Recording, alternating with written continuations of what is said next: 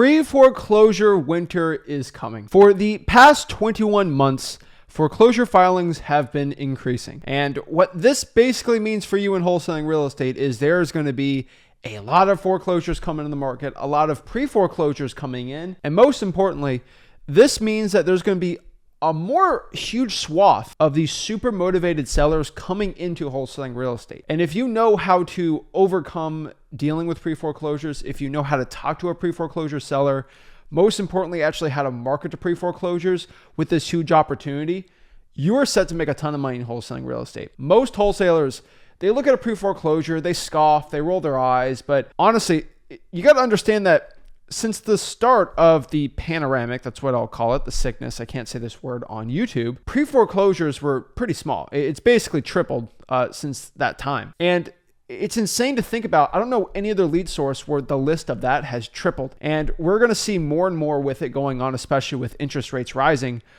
maybe holding steady, but we obviously don't know. I don't have a crystal ball, but we do see on the rise, there will be way more pre-foreclosures coming in. And if you know how to make a ton of money with these pre-foreclosures, you'll do well. The pre-foreclosure winter is coming. You know, that they say winter is coming. The craziness is going on. Game of Thrones reference, right? And it's honestly true for wholesaling real estate. We got a lot of pre-foreclosures coming down the pipeline, and we got to figure out pretty quick, you know, what are we going to do? How can we actually utilize this for wholesaling success? And how can I profit off of it? Like, that's the point here. Most wholesalers, I will tell you, they probably don't understand this, or they don't read the data or understand it. And really, that's what we got to do today, is really break it all down. So what am I talking about? What am I doing? What am I talking? So let's just share this up. This is from Adam Data. So Adam Data's got a lot of really good real estate data. And basically, this is what it is. So here's the article. Basically, for Q1 2023, and we're Q2, 3 here.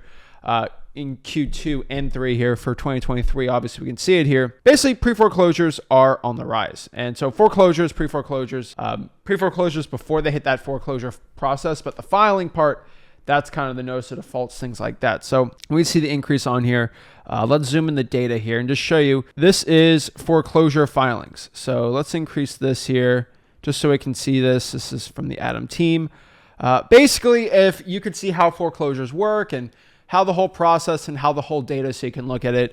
Basically 2005, regular stuff, we're about 100, getting a little nuts, we're in the 150s here.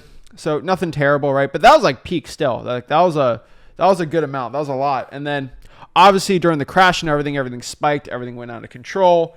Things went crazy, and then everything kind of normalized. It kept going down, kept crashing. For the pre-foreclosure deals just kept going down. There's just less and less and less of them, right? And then roughly here when I started wholesaling, they were insane still, but they just kept going down. And then when the sickness started, right, and all that stuff happened, we're basically pretty much at rock bottom, right? And they basically stopped people from doing that. And now, laws have loosened up, things have gone crazy. So things are it's a lot easier to start filing foreclosures. Now, I'm not seeing this huge spike up to like millions and millions and millions, but it's still, going from, 30,000 all the way up to 100, like you're still tripling it up. And as you can see here with the data, it's going up, right? It keeps spiking up, and it is trending still towards up. And you got to figure out how to be doing this, right? And so basically reading this up, the report shows a total 36,000 foreclosures March 2023, up 20% from previous month. It's about 20% month over month and 10% from a year ago. So still, it's the 23rd consecutive month with a year-over-year increase in U.S. foreclosure activity. Despite efforts made by government agencies to reduce foreclosure rates, we're seeing an upward trend in foreclosure activity. Chief Executive Officer at Adam, this unfortunate trend can be attributed to a variety of factors such as rising unemployment rates, foreclosure filings making their way through the pipeline after 2 years of government intervention, and other economic challenges. However, with many homeowners still with significant home equity, this may help in keeping increased levels of foreclosure activity at bay. So it's definitely still going to keep rising. That is just something that's not going to happen for the foreseeable future that it goes down. We got to understand this, right? And so we had about 65,346 U.S. properties started with the foreclosure process in Q1 of 2023. And so we're looking at this right here. It's up about 3% from the previous quarter, and then 29% from a year ago. So still rising from when you look at it. So the top states, this is pretty similar to just the population. Got Cali, Texas, Florida, and New York and Illinois. I mean, this is basically, it's in proportion to the amount of properties and people living it. So not the craziest ones. These metro populations with a population over 200. It said the highest foreclosure rates are in Illinois, Delaware, New Jersey. So if we're looking here, let's see here, about 1 out of 762 housing units with a foreclosure filing. Got Delaware, New Jersey, and so that's just in proportion, so not crazy. But we're looking at this with the highest foreclosure rates for this quarter, the previous couple quarters. Fayetteville, North Carolina was one of them, guys. Fayetteville, North Carolina. Rick was talking about it yesterday, his top 5 markets on his personal channel. Guys, Fayetteville's ripe for the pre-foreclosure. So if you're in that market, oh my gosh, it's amazing, right? You got Cleveland, Ohio, which is up there. Atlantic City, which is okay. Columbia, South Carolina, amazing. And Bakersfield's decent, right? See it going up. You look at completed foreclosures basically from the bank. That keeps rising. You can see that REOs. And we're going to get into that because that's not the best for wholesaling. And then average day to complete a foreclosure pretty much has been rising. So foreclosures are they're taking a while to get going, right? And so you have 950 days. It's insane. So foreclosure times take a while. And if you can wholesale in those periods, it's good. But basically the longest foreclosure times we've seen is Louisiana, Hawaii, New York, Kentucky, and New Jersey. Usually that is basically how backlogged the courts are sometimes, and the shortest ones are when a foreclosure, let's see here, Wyoming, Minnesota, Montana, Texas, and Arkansas. And then basically I just like looking at the takeaways here so we understand what's going on, what markets are good for it, what markets are bad for it. We've seen here Illinois has got the highest rate. We're looking at the numbers here. And then this is basically the data by state. So if you're in your state, you can take a screenshot, go check it out, see where you're at on this, just to help you understand the numbers here. But so we got rate rank and all this stuff. So all I got to do is look at the Q1 percentage from previous quarter and then of last year. So if you look on Alabama, they actually have less pre-foreclosures. But if you look at Alaska's got a tiny population, right? But Florida, 1% over last year, but over last quarter, it's up 16%. So these are the recent ones that are really running up like crazy. And the small states, not much, but 34% for Mississippi, right? Ohio, here's the concerning part. Every market's always a little different. But like in Ohio, yeah, from a year ago, it's not much changed, but from previous quarter, it's going up. And so that's kind of recent trends on there. So they're pretty good with their methodologies on here. And really, as you can see throughout the entire economy here, let's show this one too. Basically, I'm just not telling you I'm not going after one, but as you can see here, we got a bunch of articles talking about upticks in trends and things. Basically, this is just for Florida, though, and so we're seeing the affordability thing going on here, and they're trying more things on here, but with the rates rising, a lot of people don't want to go somewhere else, but honestly, what I've personally found in wholesaling real estate, the rates are not really going to affect it much. If someone's got a pre-foreclosure and an issue with the property, it's going to happen. I don't care if they locked in a 3% rate. If they lost their job, it's going to be a pre-foreclosure. So once we understand that stuff, we got to understand how to go after it and how to wholesale houses with it. So if you do go to freewholesaling.com, so a quick little plug here, that's my free real estate wholesaling course where I teach you how to wholesale houses, stick it for free, bottom right-hand corner there. You go to the pre-foreclosure section. In the pre-foreclosure process section, you're going to see this pretty simple. We have this graphic, always talk about this graphic, right? Oops, where in the world am I? All right, basically, this is the pre-foreclosure process so we can just understand it, okay? The pre-foreclosure process is pretty simple. You have a seller missed about their first payment, maybe one to 3 months, right? They are in what we call a pre-foreclosure. They're getting letters from the bank. They're being angry. I mean, nothing crazy like nuts is happening here, but you just got to understand that it'll start happening. So about 120 days, about 34 months of missed payments, they are in that pre-foreclosure. It's not a foreclosure. It's not getting foreclosed on yet, but it is happening, right? And then in between the foreclosure and the auction date set, we have something called the wholesaling window of time. This is the best time right now to market to these sellers, sign that contract, assign the deal, get some deals, get it before there's an auction, because once they set that notice of default and they start getting the public notices going on, so the notice of public record, everything's filed, the notice of default, the list pendants, things like that, the auction date will be set eventually.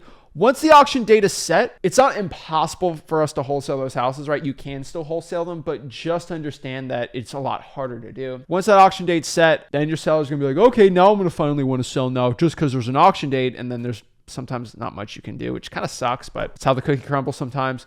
And then really from there, you got the foreclosure auction REO, basically when the banks sell it, and they just get what's owed at minimum. Sometimes they take the property over themselves. Most sellers will deal with you 3 to 7 days before the auction. Now, there are redemption periods in some states, but that is very specific. Look up at the redemption period in your state. Remember, at freewholesaling.com, we break down foreclosures, pre-foreclosures, how they work out the perfect way. But really what you got to understand about that is this process, right? Most of your sellers are going to be in denial. Oh, I don't want to sell my property. I don't want to deal with this. I don't want to do blah, blah, blah, blah, blah, right?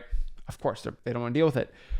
They will tell you they want to actually start selling it right before, like the week of the auction, and say, okay, I want to sell it now. Because guys, people get in pre-foreclosure not because they're the most proactive sometimes. A lot of procrastination to get in that financial situation. And usually they're procrastinating to the end until they get rid of the property. We still want to deal with people that want to get rid of the property, but there's a lot of motivation because they got to get rid of the property. So we love pre-foreclosures. They're great. So this is what we've seen. You know, pre-foreclosures are spiking every single month. Slowly but shortly, right? It's happening. So, surely. What am I writing? Slowly but surely. All right, I did this morning. So, all right, slowly but surely, it is going up. And unfortunately, with the macroeconomic environment we're going on, we're seeing unemployment slightly rising. I didn't look at the last unemployment. Let's look at the last unemployment numbers, and we could see unemployment numbers for the previous. So it looks like unemployment is pretty stacked. It says the unemployment ranging from here's the data. It looks like unemployment, yeah, it's pretty much the same, 3.4 to 3.5. So I was wrong on that. So I stand corrected there. So it's not the unemployment that's spiking. It's mostly, I mean, just being honest, probably I would say the economy, right? So of course the unemployment is pretty much the same. It's still decently low, but I would say with inflation, with a lot of people not being able to afford things, that it's most likely that, right? One thing on top of that too, I would say with increased foreclosure filings is just with the inflation being crazy, that's probably one of the most common ones. And the economy, you know, the unemployment rate's fine. Like it's not crazy, but we got to understand a lot of people leaving the labor market. That is popping up too. And those are people not in the unemployment rate. Don't get me started on the unemployment rate because that's such a weird, stupid statistic. But people jump out of and they just don't want to get jobs. And some just want to, you know, get the government assistance. It's still spiking. So those are numbers that aren't in that data set, which kind of sucks, but it's fine. But we see with inflation going up, a lot of people they can't make ends meet and they just got to get rid of the property. And sometimes they'll go with you for a wholesaling deal, right? That's kind of the point here. But slowly but surely, we have been seeing for 21 months straight that it does keep increasing, and it's still up 10% from previous month over month. And then you see it keep going up. And so pre-foreclosure is going to keep going up. And that's what we got to understand. So last month versus this month, there's more pre-foreclosures. Next month, there's going to be more. You just see the trend going up. Until I see a dip, I'll let you guys know. But this basically means that this list is just going up. Can you imagine if the high equity list or the probate list has triple more leads now than it was from a couple of years ago? That would be insane. There's more probate deals. Oh my gosh, I'd love that, right? But you know, probates are basically when people pass away. Those stats don't spike up like crazy for wholesaling real estate, you know, in the past decade. So we're not going to see that. And really, this is a phenomenon in wholesaling real estate that I haven't seen since the tired landlord. So when the panoramic started, I say that word, not the the other word, because YouTube doesn't like me saying that. And I don't get this video off air. But basically what that means is so many people couldn't evict their tenants. And that was an amazing list for wholesaling. And those tired landlords that spiked like crazy. And it's just something that I took advantage of. But in wholesaling real estate, you know, high equities don't do that. Probates don't do that. Vacant properties don't do that. But for the one really easily available list that has tripled the amount of those type of leads, pre-foreclosure is basically the only one. And I want you guys to get that through your head that pre-foreclosures are the most motivated lead. And they're actually not that difficult to wholesale. If you do the right marketing, you can get in front of them pretty easy. And the best part about pre-foreclosures is they cost $0 at all to start marketing to. And that's the point of this video. It literally costs no money to go out here and start wholesaling pre-foreclosure deals. And the one thing I want you guys to understand is pre-foreclosure leads are, and I will say they are, this is hands down, the toughest list to cold call. Because remember, if they're behind on their mortgage payments, that they are getting loan sharks calling them, financial servicing companies, realtors. You got everyone contacting these pre-foreclosures. I'll help you save your property. Here's, give me a loan, you know, refi the property, blah, blah, blah, blah, blah, right? You get all this stupid stuff. This is the toughest list to be cold calling. Hands down in wholesaling real estate, it's the hardest one. That's why I don't do it. That's why I don't talk about it. That's a big rookie mistake a lot of people have is they cold call the pre-foreclosure list, right? cold call is highly on the list instead. But remember, if no one's answering the phone, because these pre-foreclosure sellers, when I used to go on appointments, these pre-foreclosure sellers would get like 5 phone calls in like 30 minutes. They just don't answer their phone anymore. But guess how they communicate? They will read all the texts that they get. So guess what that means? Text them, right? You could text them. You can send them some direct mail. There's a lot of things to do. So when you are doing pre-foreclosure leads, how do you go out here and market to them? All right, number one, I'll tell you, there's just 3 ways to go contact a pre-foreclosure for wholesaling real estate. I found it to be reverse trying for dollars. I found it to be direct mail and SMS text blast. Reverse trying for dollars is basically putting a sticky note on the property. You drive, you see a pre-foreclosures, you kind of put a list on there. Now it costs $0 to do reverse trying for dollars too. You can go on Apple Maps, Google Maps, whatever you want, and just put 5 pre-foreclosures on like stops. Or you can use an app like dmzach.com just to pop it up like that. Hey, give me a list of all the pre-foreclosures, pop it in, make a little route, and then just drive on there, put the sticky notes. Hey, this is Zach. I got a quick question about the property. Please give me a call back. Pretty much as simple as that. And then that works too. You can send some letters, you can send postcards, but I personally found SMS text blasting to be the best one. That's personally what I found. And then, every time I mention the word, it's been a hot topic lately on the channel. I don't know why, but every single time I talk about SMS text blasting, there's always 3 or 4 people that do this. Oh, here we go. Zach's telling me to SMS text blast. He probably wants me to spend $4,000 a month on SMS text blasting. That's why he said blah, blah, blah, blah. I get that all the time. They all cry and scream at me. And guys, if you actually go to freeholding.com, which I beg everyone to do, I don't know why, but they always do this thing. They just cry because I can't do SMS. I don't have the money. You can do SMS text blasting absolutely for free. It costs no money to SMS text blast. Now, there's paid ways to do it, right? You use smsact.com and send thousands and thousands a day and get a lot of great deals, but you don't have to do that.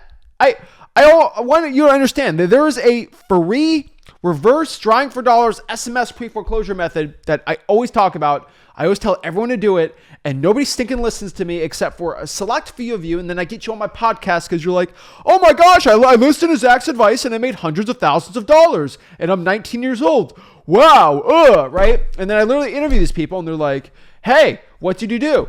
I actually listened to what you said. And I know most people don't do it, but I did, and I did well. It's shocking to me that people actually listen to what I have to say and they actually end up doing well. Crazy, right? So let's get into my free reverse driving for dollars SMS pre-foreclosure method. It is not crazy. It's not this crazy complicated method that, the gurus want me to make this complicated. I ain't gonna make it complicated. So this way basically it is, all right? You go, so first of all, how do I find the pre-foreclosure list? The pre-foreclosure list you get from your public records. So if you want to do it for free, you go to your public records. We're going to do it completely free right now, okay? You go to your public records. You go to the county clerk of the court. Let's say I'm in Dayton, Ohio. We're going to go to the Montgomery County, Ohio public records. So you can either do it online or you can do it basically by going in person. So we go in person. We want to look for the notice of defaults, and then we want to go out here and notice for the list pendants. So list pendants, notice of default. List pendants is basically a Latin term, and that's basically when they are proceeding with a motion to do something pretty serious on a court action. And so basically what this means is we're going to go out here and we're going to get any of those leads, all list pendances, all notice of default on sellers. And most list pendances will be pre-foreclosure, some won't. Just got to make sure and kind of read it, make sure. Usually the notice of default of list pendants is with a company that has, that they get loans out. So Quicken Loans, Bank of America, Chase does this. And really, what you got to look at when you're getting this data, make sure the loan that the person is behind on is over like $50,000. So what does that mean? So the average house in Dayton, Ohio is probably like 140, 130, maybe 180. I mean, there's $1 million houses in Dayton, right? But like the average one's like 150, 160. And so if there's a loan amount for notice of default for like $2,000 from Capital One, it's most likely not a loan. Yeah, that's probably a credit card one, but I just letting you know that it's probably one you should be going after, but it's mostly not that, right? And usually when you're getting this data, there's a property attached to that court filing, which you get for free too. But if the loan amount's like $75,000 or $100,000, that's probably not a credit card. Most credit cards for the average Joe don't go up to that amount. And so it's fine, right? And that's like Chase, and Chase gives out, they give out loans and stuff like that. So that's fine. Bank of America does that. There's financial mortgage companies, right? It's pretty easy to do, right? If you go to freeholding.com, actually, when I mentioned that podcast, that kid that made $700,000, guess what he did? This is a shocking statement, but he only went after probate pre-foreclosures. I have a video. This is a classic video I have on the freewholesaling.com, basically free wholesaling course. And I literally go behind the computer for like an hour and I say, okay, we are going to go out here and look for the probates and we're going to look for the pre-foreclosures and we're going to call them. That's all I did for an hour. It's on freewholesaling.com right now. You just go over my shoulder and watch me do it. It's amazing. Like, it's crazy, but I actually did that. And then he did that and then did really well with it, right? Wink, wink. You should probably do the same thing. But like, I just went through it. I show you, okay, this looks like a mortgage. This looks like a credit card. I show you the real data. And unfortunately, it has to be at freewholesaling.com, not on YouTube, because YouTube does not like me giving personal data out, but I don't really care. Freewholesaling.com got you covered. And so basically, you get that information. You basically, I mean, you can get their phone number, right? But basically what you want to do is just do reverse trying for dollars. So you get all those properties, you go create. So honestly, I just got to show you on my phone, right? Just so it's really easy for you to do. So I do Miami, right? And I'll do directions to Miami. Okay, I'm not giving out my personal location. Okay. So I don't know if it can be seen here, but I just did Fort Lauderdale to Miami. There's a little thing right here called add stop. All right. Let's see here. I added a stop right there. So I clicked add stop. And when I click add stop, I can actually add extra addresses. So I can drop, like, this is crazy right here, but I can drop like 50 addresses if I wanted to. So I can add like 15 properties and it can give me a route that's the most effective. And then I'm just going to go to that person's house. I'm going to stick a sticky note on the property and just guess what I put in the sticky note. Hey, this is Zach. I had a quick question about your property. Please give me a call back. Literally all I write. That is literally all I put down. That's it. And then what I do on top of that, this is a very, very, very, very important part, is I take my phone, take a picture just like this. I go, boop, boop, boop, boop. Take a pic of the property. I go to truepeoplesearch.com. I find their phone number. And then I send that phone number a picture of the property. And I say, is everything okay? My partner just drove by and he saw this. Literally, you text it so they actually contact you back. Oh, yeah, that's the owner. What's going on? Or you probably get an angry call. You just want the response. Trust me. More responses, more sellers, more deals. Hey, my partner just drove by the house, or, my partner had me drive by the house, and it seemed like something that we were actually looking to purchase. Like, this is in our criteria. Just seeing if you're looking to sell the property at all. In the neighborhood, we saw it. Seems like something we want to buy. Maybe a good rental for him, for us, right? Maybe something we could flip, right? Whatever, because your cash buyer's going to flip it, right? And I'm telling you, you could probably, so with regular SMS text blasting, you got to go through all these hoops and stuff. That's why SMSZach.com is direct to carrier. You got no opt-in, no Twilio, none of that stupid reply stuff. That's why I love SMSZach.com. But you don't have to deal with any cost at all, because you can send about 30 or 40 texts from your phone and it doesn't come up spam, none of that stuff. You just got to stay under 30 to 40. If you send 30 out for a month straight, you send 1,000 SMS pre-foreclosures, there's a good chance you're going to get some really good quality leads, and heck, maybe even deal from doing that. So this is why it's super, super, super, super important you use my free reverse trying for dollars SMS pre-foreclosure method. It's so underrated, but you can send thousands of texts absolutely for free. You can send thousands of texts absolutely for free with this method. So go out here and do it. If you want to learn exactly how to pull that list and things like that, go to freewholesaling.com. If you want to pay for it, you can use like listria.com, zachdata.com, dmzach.com's already got them in there. And that's how I would do it. And that's how we attack the pre-foreclosures, guys and gals.